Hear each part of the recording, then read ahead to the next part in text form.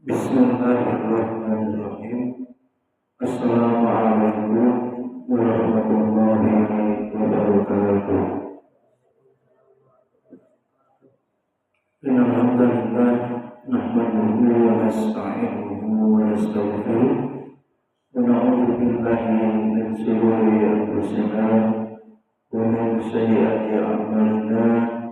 May yahdihillahu fala mudilla lahu wa may yudlilhu fala hadiya lahu. Asyhadu an la ilaha illallah wahdahu la syarika lahu wa asyhadu anna Muhammadan abduhu wa rasuluh. Sallallahu ta'ala wa ta'ala billahi minasy syaithanir rajim. Bismillahirrahmanirrahim. Wa laqad yassarnal Qur'ana lidzikri. Rasulullah sallallahu alaihi wasallam khairukum man ta'allama al-Qur'an wa 'allamahu. Memuji puji dan syukur senantiasa marilah kita panjatkan kehadirat Allah Subhanahu wa taala, segala curahan nikmat dan karunia-Nya. Alhamdulillah pada malam hari ini dalam bermajelis ilmu di Masjid At-Taqwa Karami Bandar Lampung dalam pembahasan tafsir Tabari, materi tentang ayat-ayat pendidikan, ya.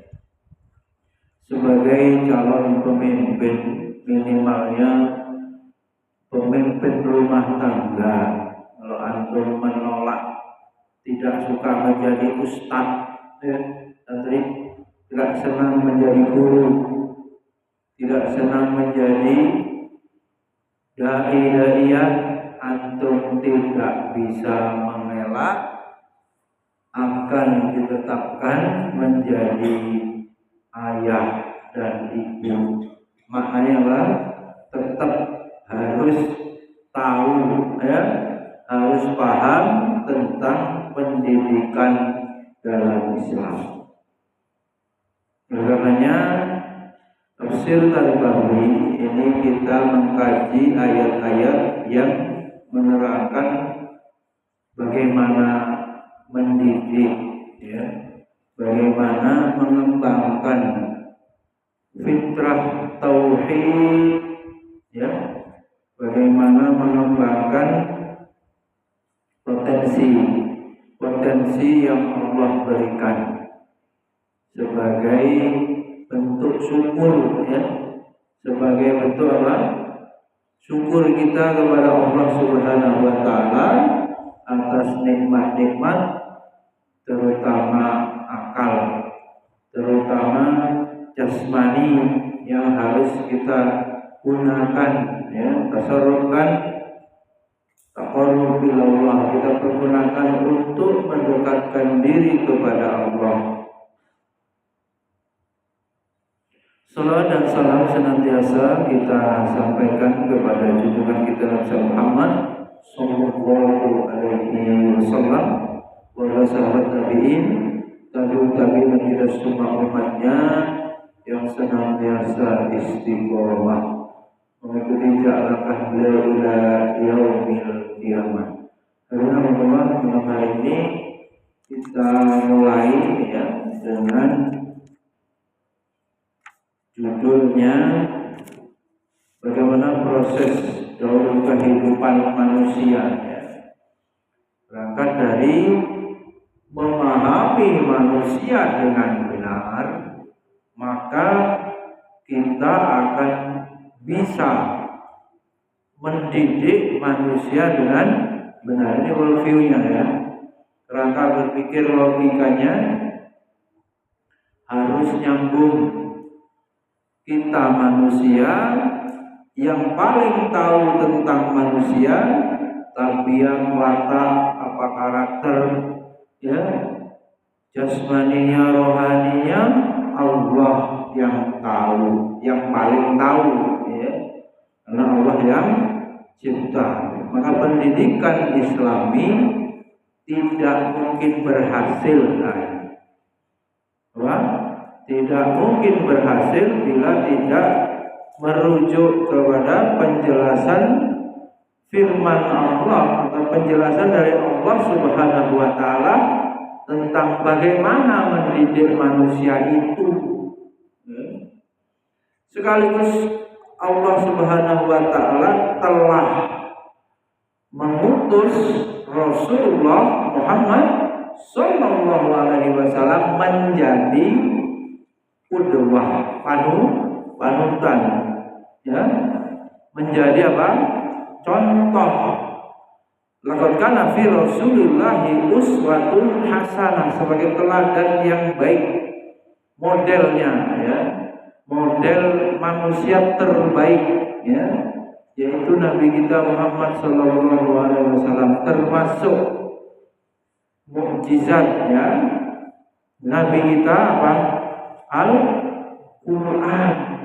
Maka jelas, ya, begitu banyak, ya, keterangan yang harus atau mengharuskan kita mempelajari Al-Quran dalam mendidik, ya, dalam mengajar, dalam mengasuh bahkan, ya, anak-anak kita. Terlebih kalau guru, ya, di pondok, guru di sekolah sangat wajib. Menurut Syekh Zarnuj, ya, dalam kitabnya Ta'limul Muta'alim, wajib dipelajari ilmu hal. Ilmu hal itu tergantung keadaannya. Yang berprofesi sebagai guru tentu, ya, wajib menguasai ilmu pendidikan, pedagogik, tarbiyah, ya. Yang sebagai tajir, apa, pedagang, harus menguasai ilmu buyur, jual beli, muamalah, ya, dan seterusnya. Ilmu-ilmu itu berubah sesuai keadaan profesinya menjadi fardhu ain, wajib, ya, setiap kita yang telah memilih profesi tertentu. Alhamdulillah, Tafsir Qardawi dimulai, ya, untuk malam hari ini bagaimana kehidupan manusia secara sunatullah. Setiap organisme tak terkecuali, ya, manusia kita pasti itu ada pertumbuhan, ada perkembangan, ya.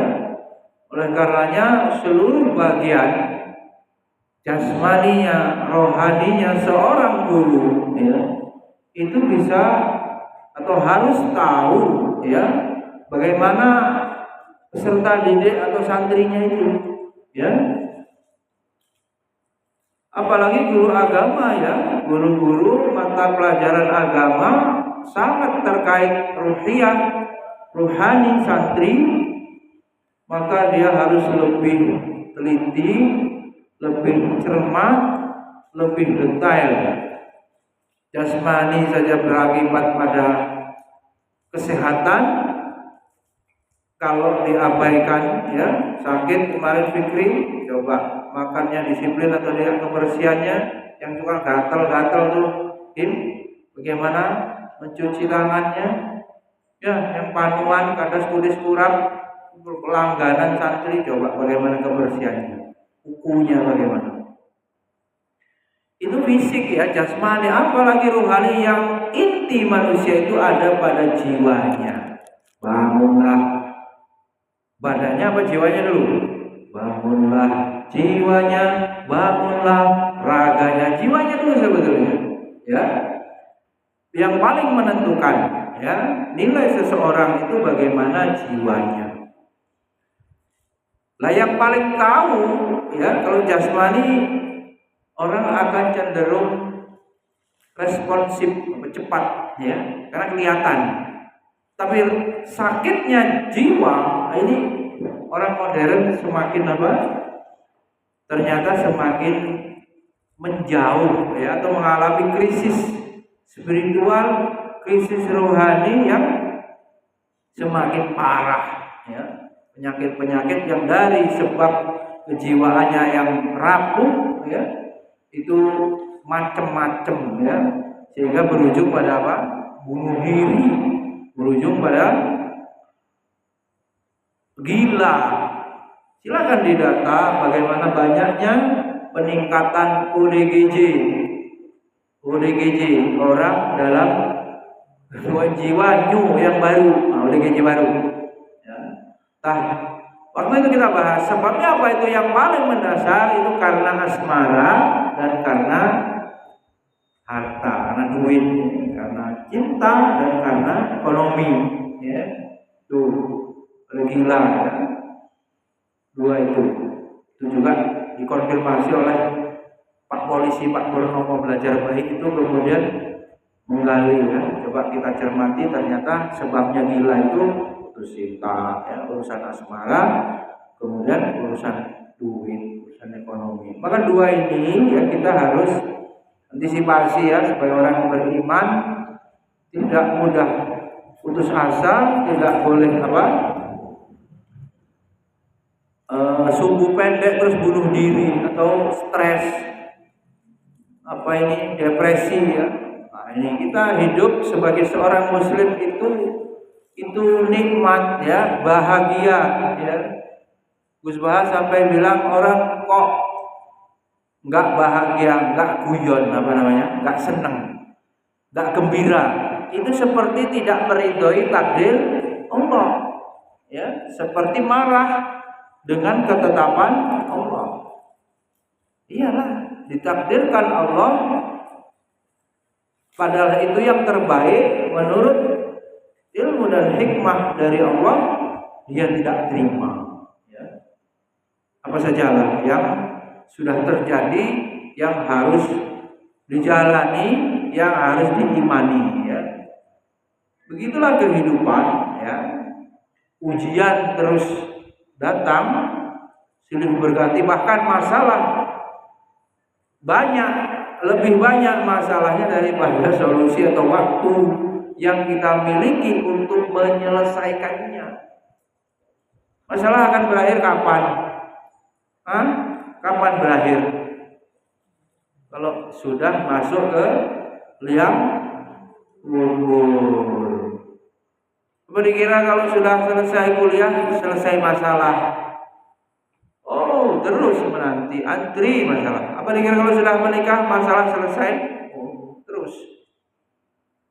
Bahkan Nabi saja gimana? Selesai satu masalah juga disusul, ya, dengan masalah yang lain. Kalau potret Nabi kemudian kita coba tafakuri, ya, Nabi itu ada yang kategorinya kayak manusia ini apa? Kaya raya, ada ya? Ada yang sangat miskin, kaya miskin gimana? Sering berpasangan, sehat, sakit. Coba, Nabi siapa yang paling kaya? Nabi Sulaiman, sampai memiliki apa kerajaan, ya? Sampai memiliki apa? Hewan-hewan, ya. Bisa ngomong, mukjizatnya apa? Komunikasi dengan hewan. Bahkan istrinya berapa itu, Din? Anak Nabi Sulaiman itu istrinya berapa itu? 1000. Bagaimana itu ngurusnya? Anaknya berapa? 1000 itu. Kemudian Nabi yang paling miskin Nabi siapa? Sampai rumah tak punya. Lemen kali, rumah tak punya. Nabi Isa alaihi salam, silakan di dalamnya lagi ini untuk gambaran. Kemudian yang paling kuat Nabi siapa itu? Yang paling kuat, sekali tonjok mati. Nabi Musa, coba tempeleng mati orang. Main-main dengan fisiknya. Yang paling lemah itu tadi, nyakitan sampai dibuang sama keluarganya, dibuang di luar kota, di batas kotanya udah bau. Nabi Ayub alaihissalam. Bayangkan semua nabi, ya, kita tak gambarkan yang ringkas. Ada ujiannya. Apakah Nabi tidak punya doa mustajab? Punya. Tapi Nabi-Nabi yang diuji itu malu diantaranya. Nabi Ayub itu kenapa? Nabi Ayub, engkau kan Nabi, doamu makbul. Kenapa engkau tidak mohon kepada Allah supaya menyembuhkan penyakit kustamu? Saya malu, jawabannya. Malu terlalu banyak nikmat yang Allah berikan. Malu. Betapa keridoan terhadap ketetapan Allah itu ya mengalahkan ya keinginannya sembuh ya. Karena itu alhamdulillah penerimaan ya, berdamai dengan masalah. Berdamai dengan masalah karena hidup isinya salah. Kapan masalah berakhir? Sudah terjawab. Hatta zurtumul maqabir, kalau masuk kubur selesai. Alhamdulillah, ayat yang menerangkan ya bagaimana daur kehidupan manusia ya. Sekaligus ini memahami usul ya. Surat Al-Hajj ini yang kita kaji secukupnya waktu sampai Isya. A'udzubillahi minasyaitonirrajim. Ya ayyuhan nasu in kuntum fi raibin minal ba'si fa inna khalaqnakum min turab summa min nutfatin summa min alaqatin summa min mudghatin mukhallaqatin wa ghairi mukhallaqah linubayyina lakum wa nuqiru fil arham. Wahai umat manusia, sekiranya kamu menaruh syak ya, keraguan fi raibin minal ba'si tentang kebangkitan makhluk hidup hidup semula pada hari kiamat, maka perhatikan pada tingkatan kejadian manusia, karena kami benar-benar telah menciptakan kamu dari min turab. Di ayat ini asal muasal manusia dicipta dari tanah ya. Kemudian dari setitik air benih, kemudian dari darah berubah ya, alaqah mudghah, sampai pada kemudian dari sekerat daging yang disempurnakan kejadiannya dan yang tidak disempurnakan kami jadikan secara yang demikian karena kami hendak menerangkan kepada kamu kekuasaan kami, dan kami menetapkan pula dalam kandungan rahim ibu yang mengandung itu apa yang kami rancangkan hingga ke suatu masa yang ditentukan lahirnya. Kemudian kami mengeluarkan kamu berupa kanak-kanak, kemudian kamu dipelihara hingga sampai ke peringkat umur dewasa, dan dalam pada itu ada di antara kamu yang dimatikan di masa kecil. Sapi masih ingat berapa kali anak beliau meninggal? Ada yang dalam kandungan, ada yang lahir beberapa hari. Tuh, sejak kecil. Ya, 3 kali kalau tidak salah. Jadi adiknya Korek apa sebelumnya Korek juga sudah ada itu. Yang dipanggil oleh Allah sejak kecil, ya. Kemudian kamu dipelihara hingga sampai ke peringkat umur dewasa, dan dalam pada itu ada di antara kamu yang dimatikan semasa kecil atau semasa dewasa, dan ada pula yang dilanjutkan umurnya ke peringkat tua sehingga ia tidak mengetahui lagi akan sesuatu yang telah diketahuinya dahulu. Apa yang terbangun dari ayat ini? Keimanan kepada apa? Allah dalam hal nyawa ya. kematian. Itu tadi dikelompokkan gimana? Meninggal kecil, dewasa dan tua. Secara umum ya, anak-anak kecil, balita, ya, pokoknya anak-anak umur berapa itu? Kecil. Kemudian dewasa berapa psikologinya? 20 sampai berapa? 50 atau 40 dewasa. Tuanya berapa? 50. Nah, sampai pada tua-tua. Ada umur berapa itu? 100 lebih itu. Abu ya siapa itu? Di Banten apa namanya? Syar'i apa namanya? 145 apa berapa? Ada. Alhamdulillah. Menurut para pakar pendidikan, ya, fase kehidupan manusia ini merupakan catatan terpenting bagi pendidikan, ya. Pendidikan merupakan suatu proses menuju arah yang lebih baik, ya.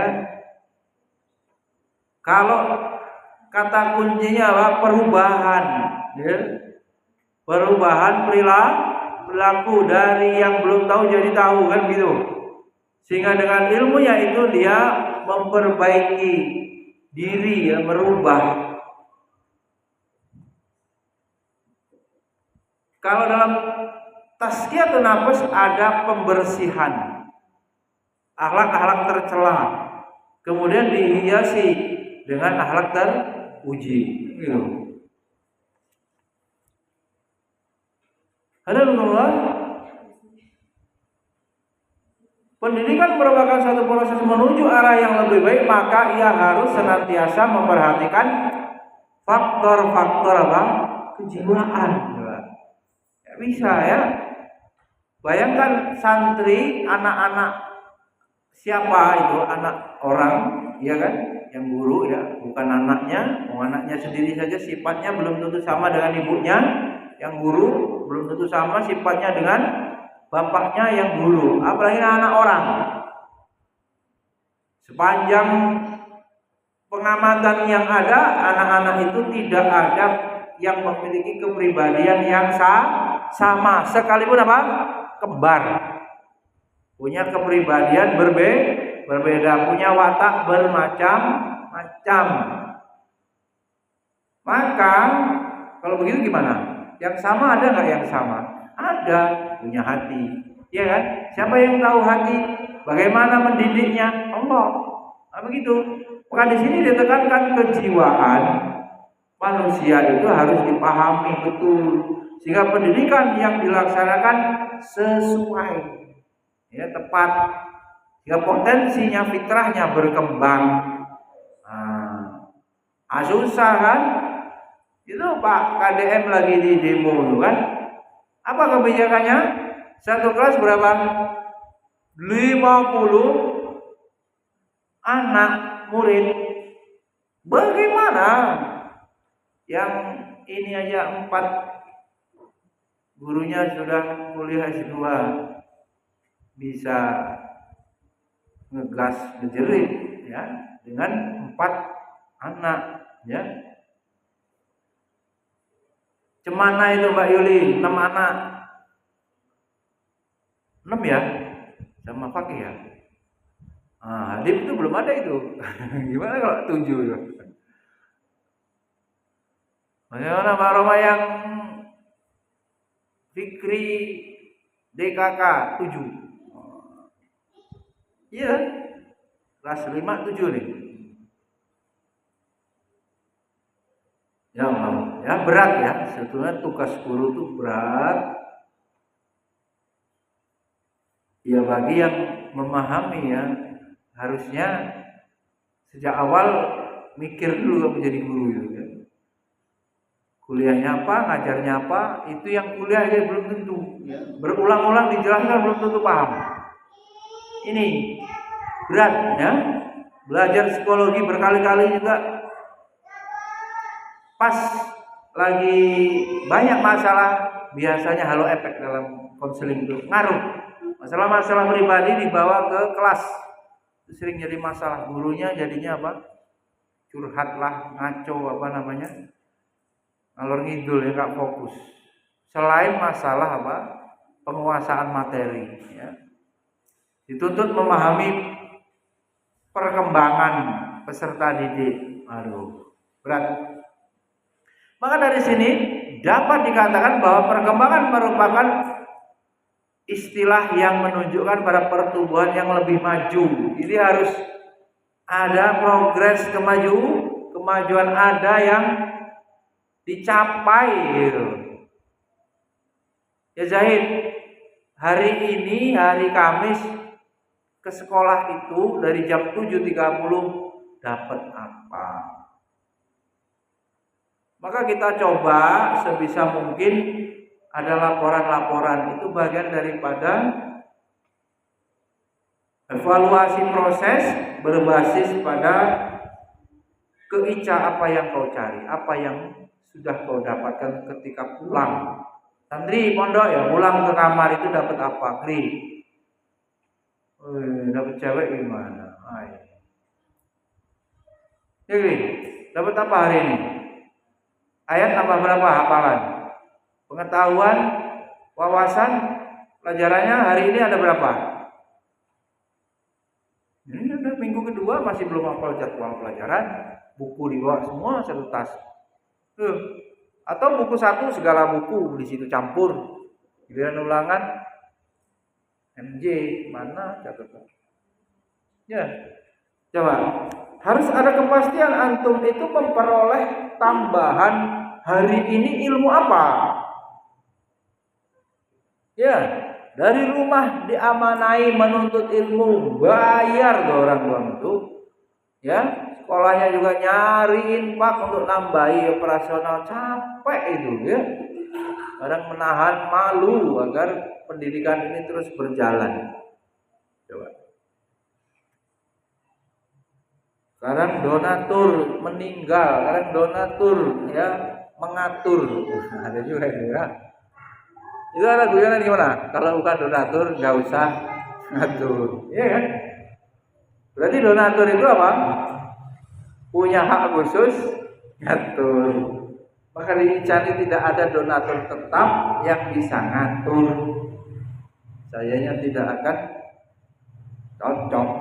Kita ini memutuskan berbasis ilmu dan juga pertimbangan secara syar'i, apakah dosa, apakah tidak kebijakan itu.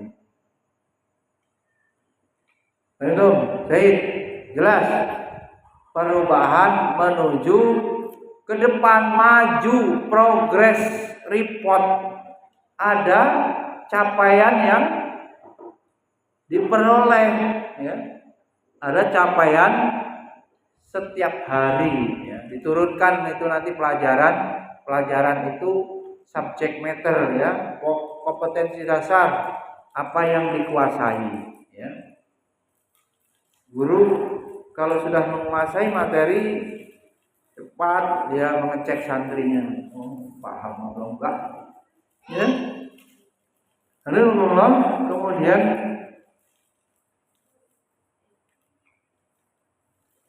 dalam hal ini fase hidup manusia berjalan mengalami perubahan, evolusi menuju ada tuh slide itu, merevolusi diri menjadi pribadi yang lebih baik, berkemajuan, ya, pribadi yang berkeadaban. Ada perubahan ini yang sudah 1 tahun bergabung dengan Ica. Siapa yang sudah 1 tahun? Mbak Yuli emang sudah ada? Belum ya? Bulan apa loh? November. Terus siapa? Ini Mbak Triana, bulan apa gabung? Abi Aziz, bulan apa? Bulan apa Pak? Lama kali udah lewat setahun. Adakah ya perubahan? Babak belur, remuk. Gini amat hidup. Ini omongannya sampai ke tulang rasanya ya. Sampai apa? Rasuk ke tulang, tembus. Bukan hanya darah, sampai terbenam ke dasar laut yang paling dalam. Jelek apa istilahnya? Mak jelek sakitnya kalau kadung nyelekit gitu ya. Jadi itulah proses untuk menempa diri ya, menempa diri menjadi semakin baik.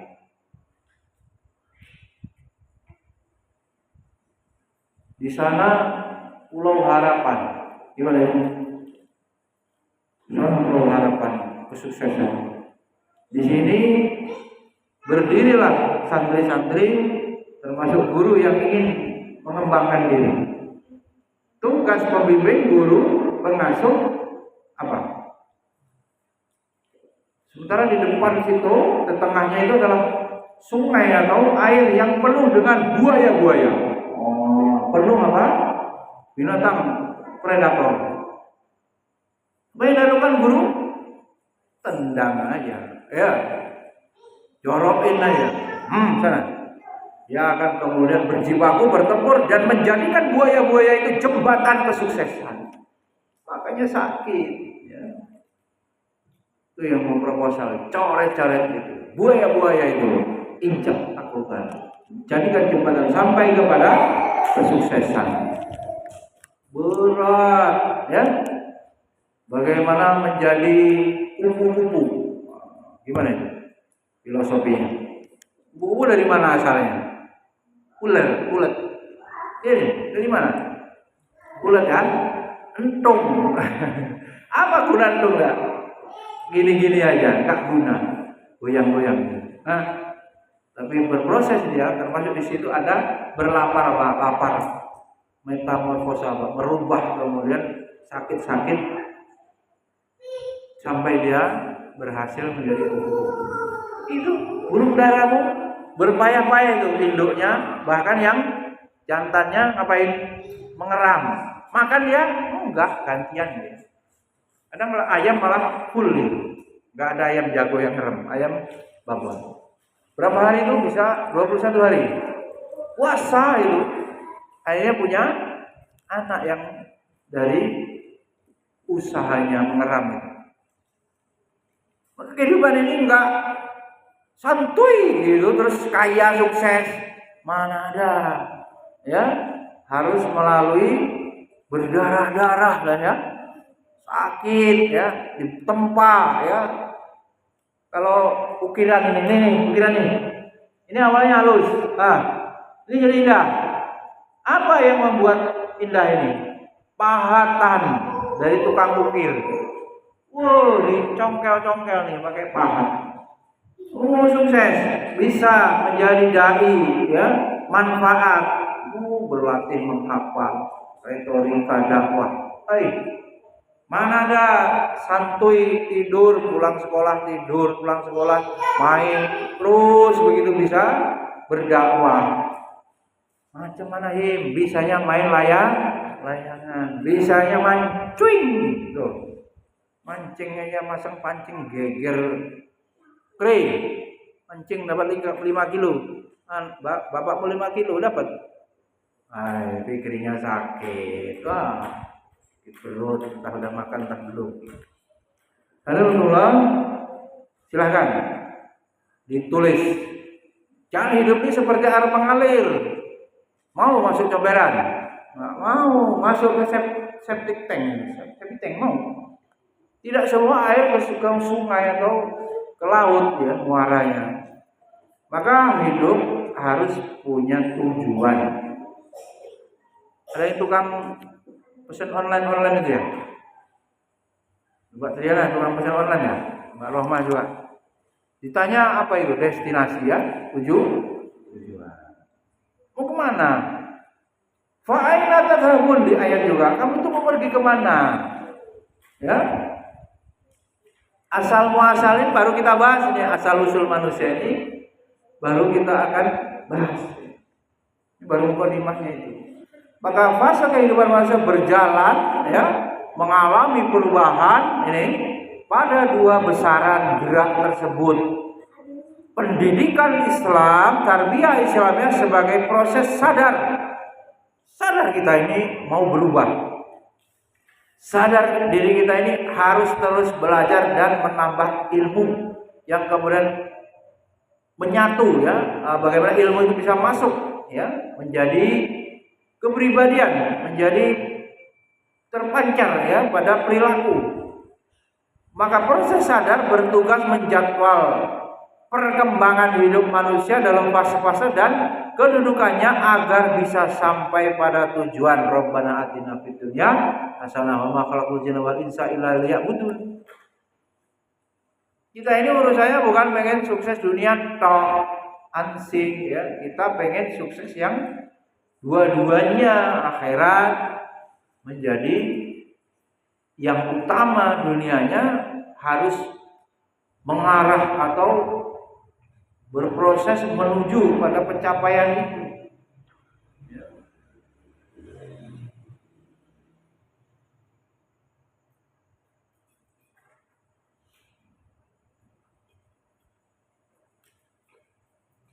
Begitu pentingnya pengetahuan akan fase-fase perkembangan manusia yang kemudian disebut dalam istilah kitab tafsir tarbawiyah daur. Daur apa? Kehidupan manusia ya. Daur kehidupan manusia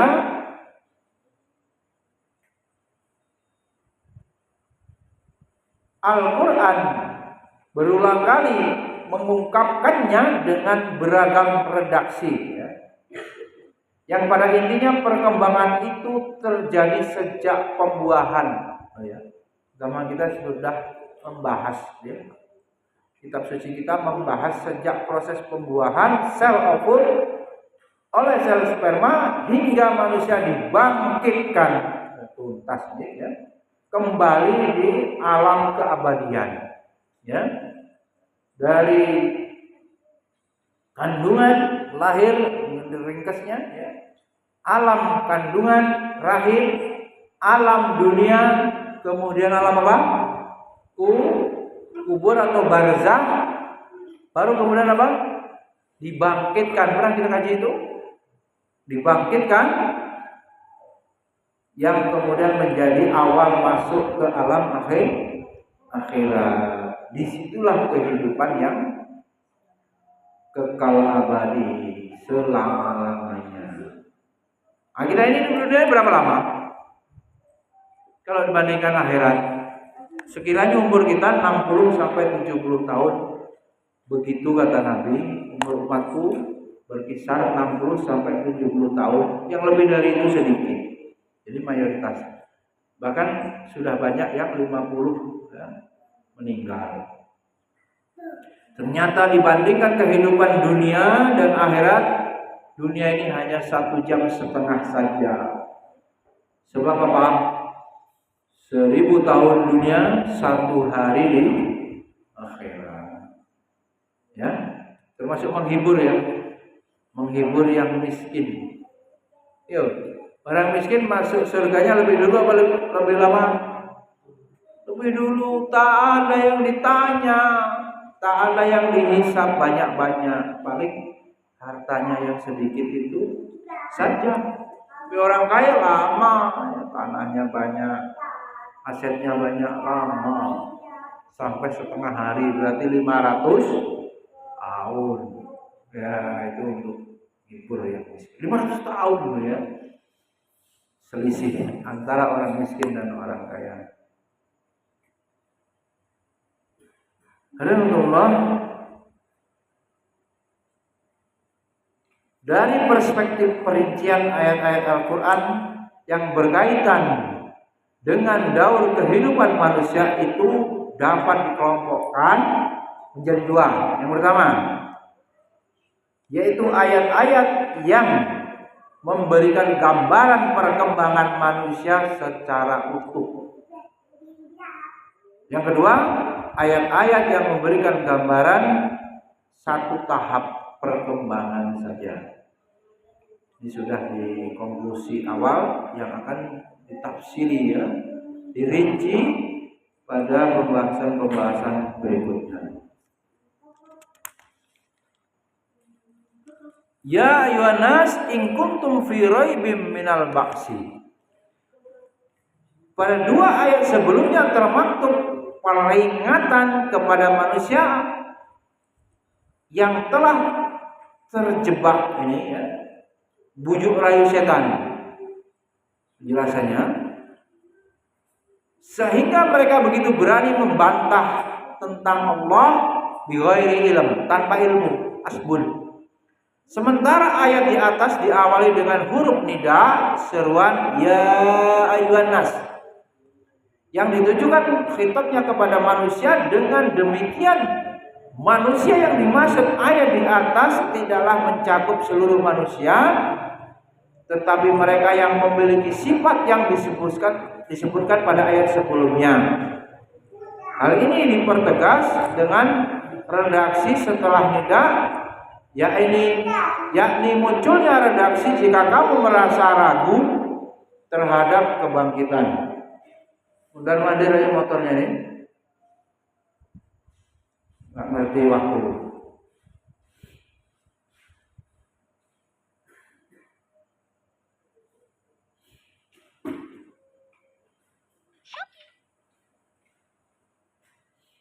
Kemudian diterangkan hal ini dipertegas dengan redaksi setelah nida, yakni munculnya redaksi jika kamu merasa ragu terhadap kebangkitan yang Allah jelaskan pada ayat pertama dan kedua. Jadi ini diragukan kebangkitan itu. Maka redaksi semacam ini menuntut si pendengar agar senantiasa sadar pada atribut yang dimiliki oleh Allah, yaitu sebagai pencipta ya, dan penguasa pada hari berbangkit. Sebab keyakinan pada dua kenyataan ini merupakan salah satu faktor yang sangat menentukan pola hidup seseorang. Orang itu kalau nggak meyakini hari akhir, ada hari berbangkit, ya hidup semaunya. Maka fondasi rukun imannya harus lengkap, nggak cukup iman kepada Allah saja, harus iman kepada hari akhir. Ya karena kalau tidak mengimani hari akhir, ya untuk apa beramal? Males. Hidup dianggap selesai, hanya urusan di dunia, nggak ada setelah kehidupan dunia, karena nggak meyakini, nggak mengimani hari kebangkitan. Ya.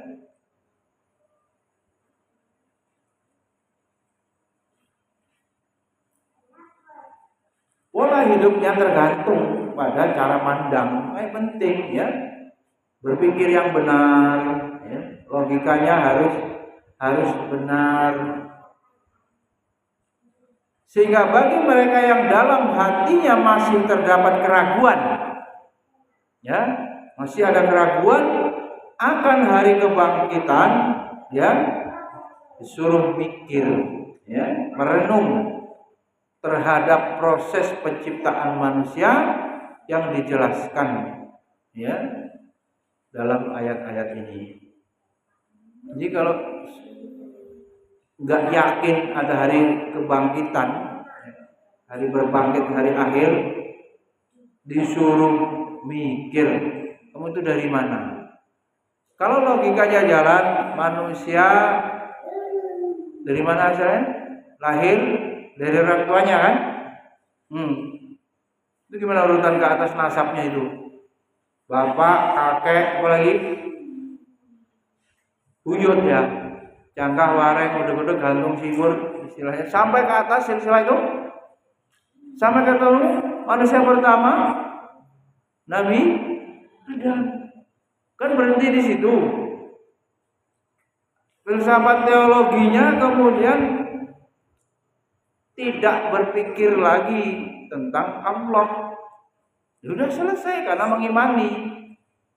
Tidak bertanya loh, Allah yang ciptakan siapa? Ya 14 nanti error kalau tidak dibatasi. Maka belajar filsafat harus dilandasi akidah yang kuat. Jadi ada remnya, ya. Ada wilayah-wilayah yang harus dipikirkan, itu ciptaan Allah, bukan memikirkan zat Allah tanpa ilmu, hanya dengan akal. Kita memikirkan Allah memiliki tangan, yadullah, ayat begitu. Ya sesuai tafsirnya apa? Titik. Jadi mengembalikan ilmu tentang Allah kepada penjelasan Allah sendiri dalam Al-Quran. Karena yang tahu tentang Allah ya Allah sendiri. Manusia yang tahu tentang Allah ya Nabi. Kita baca penjelasan dari hadis, kita baca penjelasan dari Al-Quran tentang Allah itu. Titik ya. Tidak boleh mendahulukan dalam hal ini apa? Akal tidak boleh mendahului daripada wahyu. Nah, sebab penyimpangan itu karena mendahulukan akal daripada wahyu. Karena banyak hal yang cukup kita imani, ya, nggak bisa dilogikakan atau tidak terjangkau oleh akal. Itulah beragama, bisa dirasakan. Beragama itu bisa dirasakan, keimanan itu bisa dirasakan oleh hati-hati yang hidup, ya, qalbun salim, ya, sehingga kemudian mutmainnah. Jadi belajar agama itu membawa kepada kebahagiaan, ya. Kemarin taklim itu ketenangan, kebahagiaan. Ya ya nafsul mutmainnah irji'i ila rabbiki radiyatan mardiyah. Yang paling indah itu fadkhuli fi ibadi wadkhuli jannati. Kemudian berikutnya dengan adanya upaya perenungan, afala yatafakkarun, afala yatadabbarun al-Qur'an, ya. Otak tidak sama dengan akal, ya. Semua makhluk punya otak, yang punya akal hanya manusia. Laqad khalaqnal insana fi ahsani taqwim. Maka di sini akalnya suruh merenung, ya, terhadap proses penciptaan. Kemungkinan besar ia akan tersadar pada kekeliruannya. Ya, poinnya apa tadi? Kalau nggak yakin hari kebangkitan disuruh merenung. Fa inna khalaqnakum min turab. Adapun proses penciptaan tersebut adalah pertama-tama Allah menyebutkan bahwa Dia menciptakan manusia dari tanah. Titik ya. Jangan lagi santri secara akidah bingung asal usul manusia itu dari mana.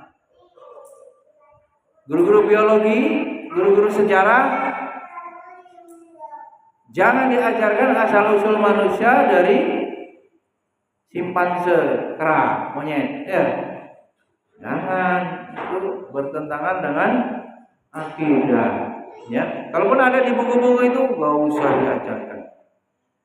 Masa manusia berevolusi jadi dari ke kera, ya. Dalam mengomentari lafaz ini mayoritas mufassir, apa kiri mufassir kiri? Ahli tafsir, ya, menyebutkan bahwa yang dimaksud adalah dari tanah itu siapa? Nabi Adam. Sebab setelah Nabi Adam proses biologis. Karena memang dia dianggap sebagai manusia pertama yang diciptakan langsung oleh Allah dari turab, dari tanah. Kemudian supaya mau mengimani hari akhir, ya, dilanjutkan, jika kita mencoba memperhatikan keseluruhan Al-Quran, pernah belum ngecekin Al-Quran, ya, menelaah, maka paling tidak akan ditemukan 7 kata yang digunakan untuk menunjukkan asal usul kejadian manusia. Yang pertama, walaqad khalaqnal insana min shalsalin min hama'in masnun. Al-Hijr ayat 26. Dan sesungguhnya kami telah menciptakan manusia Adam dari tanah liat, dari lumpur hitam yang diberi bentuk. Berbuat lagi nih, ya. Kata sol-sol memiliki arti suara keras secara lugawi yang bergema akibat ketukan, yang mengandung arti tanah, yang sangat keras dan kering. Kemudian hamain semakna dengan tin, tanah juga, adalah tanah yang bercampur air sehingga berbau. Masnun semakna dengan al-musawwir yang diberi bentuk dituangkan sehingga siap dan dengan mudah dibentuk dengan berbagai bentuk yang dikehendaki. Walaqad khalaqnal insana min salsalin min hama'in. Maksudnya yang kedua, walaqad khalaqnal insana min sulalatin min tin. Al-Mu'minun. Dan sesungguhnya kami telah menciptakan manusia dari satu saripati yang berasal dari tanah. Kata sulalah berasal dari kata solah yang mengandung arti mengambil, mencabut, menghunus, ya, secara pelan-pelan. Senada dengan pengertian di atas, as-sawi mengartikan sulalah dengan sesuatu yang disarikan dari sesuatu yang lain. Maka dari pengertian ini tersirat bahwa yang diambil dari tanah hanyalah sedikit, tetapi secara substansi mencakup apa yang ada dalam bumi atau saripati tanah. Ayat lain, alladzi ahsana kulla syai'in khalaqahu wa bada'a khalqal insani min tin. Tin juga. Yang membuat segala sesuatu yang Dia ciptakan sebaik-baiknya dan yang memulai penciptaan manusia dari tanah. Kata al-ahsana merupakan isim tafdil dari kata hasana kullah, lafaz yang menunjukkan umum dan mencakup seluruh jenis apa yang ada di langit dan di bumi. Bada'a, lafaz ini menunjukkan pada awal permulaan. Kemudian tin semakna dengan turab, tanah tadi. Dan tanah merupakan kategori materi yang secara langsung menunjukkan bahwa salah satu unsur materi manusia tersebut adalah tanah. Sedikit asbab usulnya, ayat tersebut turun berkaitan dengan sikap orang kafir yang mereka mengingkari adanya hari berbangkit. Itu sudah dijawab begitu. Sebagai jawaban atas keraguan orang-orang kafir, Allah menurunkan ayat yang memberikan petunjuk atau jawaban kepada Nabi kita Muhammad Shallallahu Alaihi Wasallam supaya mukjiz dikalahkan, ya, ditepis, ya, keraguan itu dengan memperhatikan proses penciptaan manusia. Khalaqal insana min salsalin kal fakhar. Yang menciptakan manusia dari tanah kering seperti tembikar. Kata al-fakhar digunakan untuk tanah yang keras tersebab pembakaran dengan api, ya. Alhamdulillah, azan telah berkumandang, mudah-mudahan bermanfaat. Subhanallahumma wa bihamdika, asyhadu an la ilaha illa anta, astaghfiruka wa atubu ilaik. Assalamualaikum warahmatullahi wabarakatuh.